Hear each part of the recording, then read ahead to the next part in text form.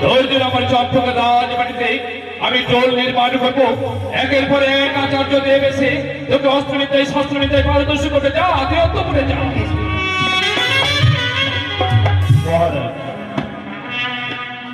যদি শিবানন্দ বলেছিলেন অধ্যয়ন না করি তাহলে কি করে শাস্ত্রজ্ঞ হবে? ঠিকই বলেছেন পণ্ডিত মশাই। কিন্তু তার চাইতে আমি অবাক হয়ে যাচ্ছি, প্রত্যেক ছেলেকে দেখে ওই ধাত্রীমা হাসে, কিন্তু লখাইকে দেখে কাঁদবে কেন? আচ্ছা বলুন তো মাননীয় মন্ত্রীবর, আমার লখাইকে দেখে ধাত্রীমা প্রতিনিয়ত কাঁদে কেন? আমি একটা কথা বলবো বাবা চান,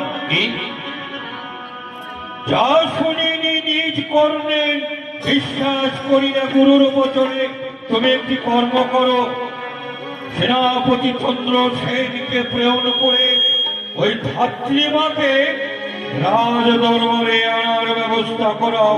আমি তার মুখ থেকেই শুনতে চাই সে কেন আমার দাদু ভাইকে জড়িয়ে ধরে অহরহ কন্যা করবে। আপনি যথার্থই বলেছেন মাননীয় মন্ত্রীবর। বলুন মহারাজ। চিরকাল আপনার বিরুদ্ধে আমি মুগ্ধ।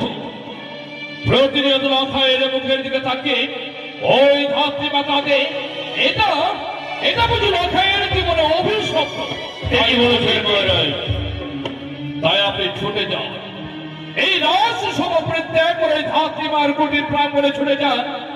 আপনি যেমন করে হোক, ছলে ফলে কৌশলে প্রয়োজন হলে বোঝাবে নিয়ে আসবেন ধাত্রীমাকে এই রাজ সভা। মহারাজ আমি যাচ্ছি ধাত্রীমার গিয়ে মহারাজ, কিন্তু মহারাজ সে যদি স্বেচ্ছায় আসতে না চায় তাহলে আমি কি করবো মহারাজ? আপনি ভুলে যাবেন না, আমি যতটা শান্ত ততটা আমি ভয়ঙ্কর। স্বেচ্ছায় যদি ওই ধাত্রীমা আজ সবাই না আসে তাহলে আমাকে শৃঙ্খলিত করে নিয়ে আসবে এই রাজ। তাই হবে মহারাজ, তাই হবে। আমি এই মুহূর্তে ধাত্রীমার আমি গৃহে চলে যাব, আমি তাকে জিজ্ঞাসা করবো, আমি তাকে আসার জন্য বারবার অনুরোধ করবো।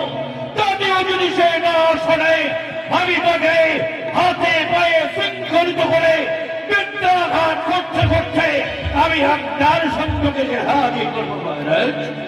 মাননীয় মন্ত্রীবর, আজকের জন্য এই মুহূর্তে রাজসভা মুলতবি দিলাম।